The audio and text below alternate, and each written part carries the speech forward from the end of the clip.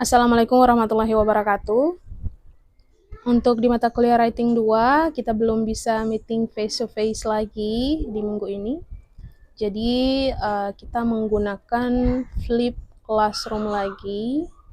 Tapi untuk di video kali ini, saya tidak menggunakan PowerPoint. Tapi, saya akan langsung menulis. Jadi, anggap saja ini adalah papan tulis ya. Well, kalau di minggu-minggu sebelumnya kita sudah belajar how to make a paragraph, bagaimana membuat paragraf. Kita juga sudah tahu kind of paragraph, jenis-jenis paragraph. So for today, we are going to continue learning how to make an essay. Yeah. So today we are going to learn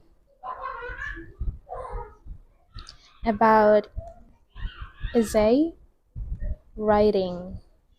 Ya, how to make an essay, bagaimana kita membuat sebuah essay. But before that, we need to know what essay really is. Ya, kita harus tahu dulu apa sebenarnya essay itu. So, essay is a group of paragraphs containing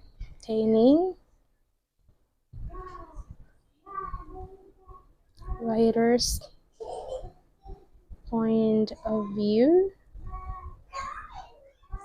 opinion, ideas, or perspectives. Jadi, essay is a group of paragraphs containing writer's point of view, opinion, ideas, or perspective. Jadi essay itu adalah kumpulan dari beberapa paragraf yang berisikan point of view, opini, ide, atau perspektif dari seorang penulis. Oke, jadi it is usually talks about a certain topic or subject. Jadi biasanya dia essay ini membahas tentang sebuah topik atau subjek tertentu ya. Okay, before we jump right into writing an essay, first of all we need to know the main part of an essay. Jadi sebelum kita lanjut membuat atau menulis sebuah essay, kita harus tahu dulu bagian-bagian terpenting atau bagian-bagian utama dari sebuah essay. Okay, so there are three main part ya. There are three main parts of essay. The first one is introduction. Second one is the body of paragraph. And the third one is conclusion. Oke, jadi kita akan bahas satu persatu. Yang pertama itu introduction. Jadi introduction ini biasanya berada di awal paragraf. Jadi dia introduce the topic, dia memperkenalkan topik atau dia fungsinya di situ introduction paragraf ini dia sebagai pengantar atau pendahuluan. Jadi sebelum kita masuk ke isi atau the body of paragraph, harus ada dulu pendahuluan atau kata-kata pengantar. Ya, nah itu bisa berupa background atau latar belakang, bisa juga berupa tujuan. Intinya dia memperkenalkan dia sebagai kata pengantar atau sebagai pendahuluan sebelum kita masuk ke inti pembahasan. Okay, so lanjut. The second one is the body paragraph. Ya. Jadi body paragraph ini biasa juga kita sebut sebagai isi atau content, ya. Nah dia di situ berisikan tentang atau dia membahas tentang inti dari pembahasan, inti dari topik yang kita ingin bahas. Jadi dia mengembangkan atau mengelaborasi opini atau ide kita. Nah, biasanya dia terdiri dari beberapa paragraf. Jadi untuk di body paragraph biasanya itu ada minimal 3 paragraf. Jadi bisa lebih, tapi minimal 3 paragraf. Nah, karena di situ kita ada beberapa paragraf di body paragraf ini, jadi ada beberapa hal yang perlu kita perhatikan juga ketika kita menulis di body paragraf ini. Jadi ada namanya cohesion and coherence. Coherence, sorry. Jadi atau kalau dalam bahasa Indonesia itu kohesi dan koherensi kayak. Nah, kalau cohesion itu antara satu kalimat dengan kalimat yang lain itu harus nyambung, harus logis, tapi secara structural atau grammatical, ya. Contohnya mungkin ketika kita menulis di paragraf ini dengan menggunakan present tense, ya di kalimat selanjutnya kita juga harus tetap menggunakan present tense. Intinya dia harus nyambung secara grammatical, ya. Atau dalam hal lain banyak kalau kita bahas grammaticalnya itu banyak, tapi intinya seperti itu contohnya. Nah, kalau coherence dia itu harus nyambung juga, harus padu selaras kalimat-kalimatnya, antara kalimat yang satu dengan kalimat yang lain harus nyambung, tapi dia secara makna atau secara gagasan. Jadi maknanya dari kalimat-kalimat yang kita buat atau dari antara kalimat yang satu dengan kalimat yang lain dia harus nyambung secara makna. Jadi maknanya harus logis, harus masuk akal. Oke? Itu tentang cohesion dan coherence. Nah, hal lain yang perlu kita perhatikan juga ketika kita menulis paragraf di body paragraph ini adalah tentang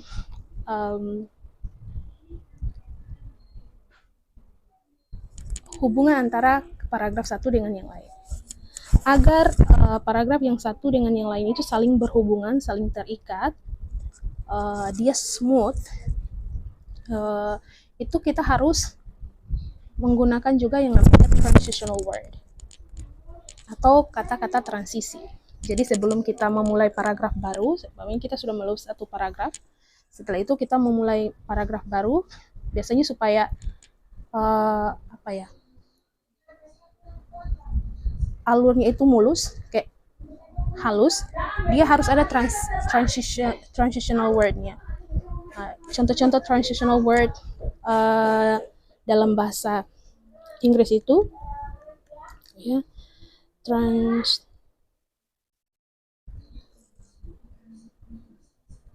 transitional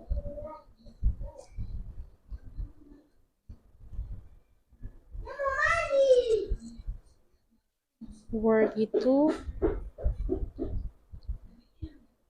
contohnya kayak however, ya, walaupun walaupun demikian, ya kan, therefore, oleh karena itu, ini contohnya apa saya menulis, and then apalagi, despite, although,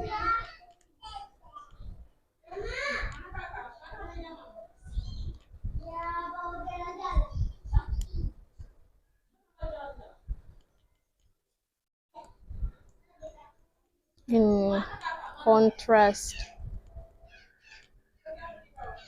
okay, dan lain sebagainya, etc. Oke, ini contoh-contoh kata-kata transisi dalam bahasa Inggris. Ya, kalian bisa cari sendiri apa kata transisi. Biasanya kita menggunakan ini supaya nah, kemudian kita lanjut ke conclusion. Jadi di conclusion itu biasanya dia merestate the main poin-poin penting di body paragraph tadi. Ya, dia mengconclude atau mensummarize menyimpulkan poin-poin yang penting yang ada di body paragraph. Jadi dia tidak boleh lagi membahas tentang materi atau subjek yang baru ya. Intinya dia hanya merangkum atau menyimpulkan dari apa yang sudah dibahas di body paragraph. Oke.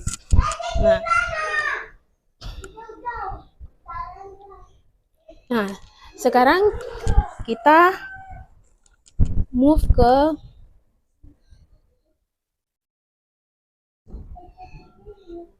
descriptive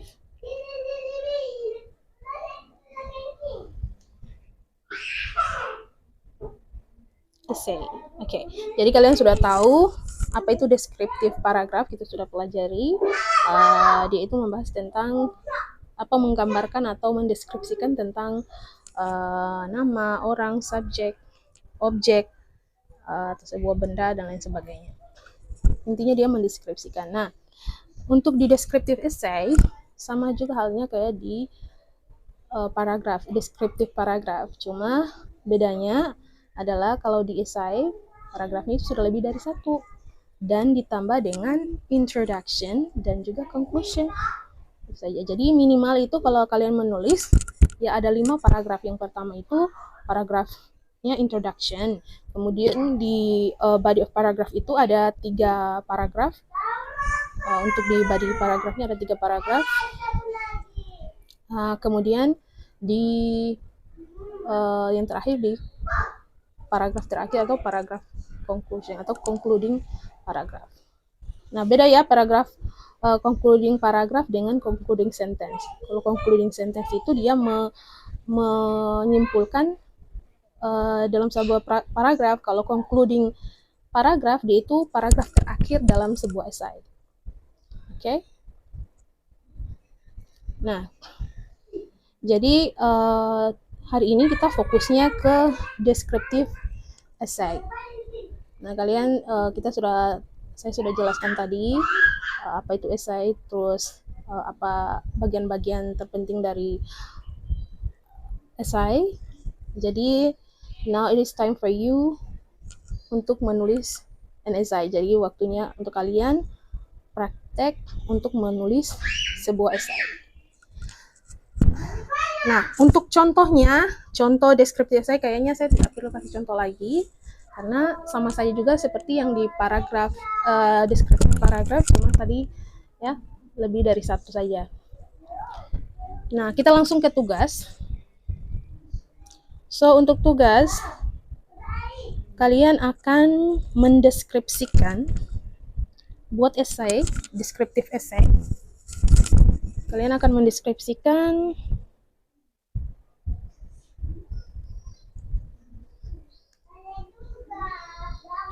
the culture of other countries. Jadi kalian akan mendeskripsikan budaya dari negara lain. Oke, jadi sini saya langsung, jadi contohnya di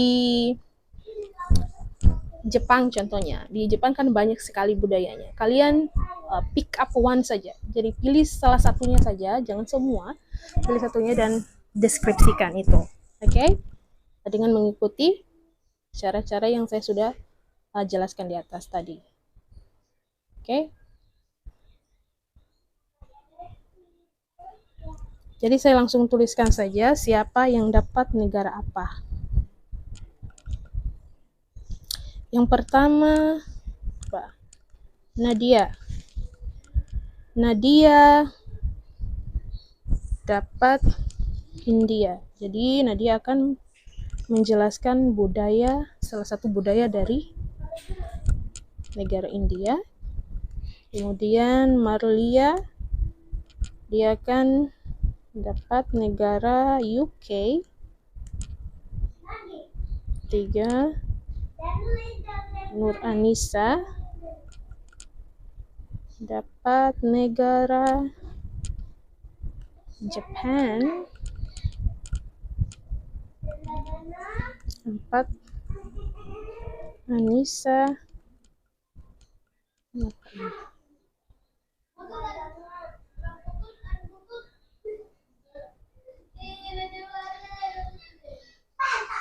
bisa Korea, South Korea ya, jangan North. Kemudian 5 Zahra dan dapat negara apa Zahra? So negara apa ya Zahra dia? Amerika saja. Amerika. Jadi ini Thailand 7.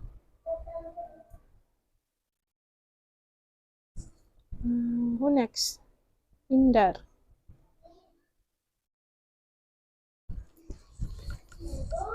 Indar dapat negara apa ya?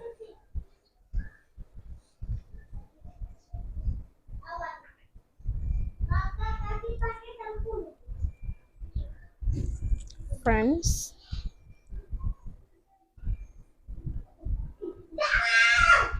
Delapan Andini. 4 Australia. Oke. Jadi kalian akan deskripsikan budaya, salah satu budaya dari negara-negara yang kalian dapat. Oke, jadi untuk tugasnya ini silakan nonton videonya sampai habis dan kemudian buat deskriptif esainya dan dikumpul malam ini jam 9. Oke. Jam 9 malam atau 21.00. Oke, begitu saja untuk materi hari ini. Thank you very much for your attention and see you next meeting. Assalamualaikum warahmatullahi wabarakatuh.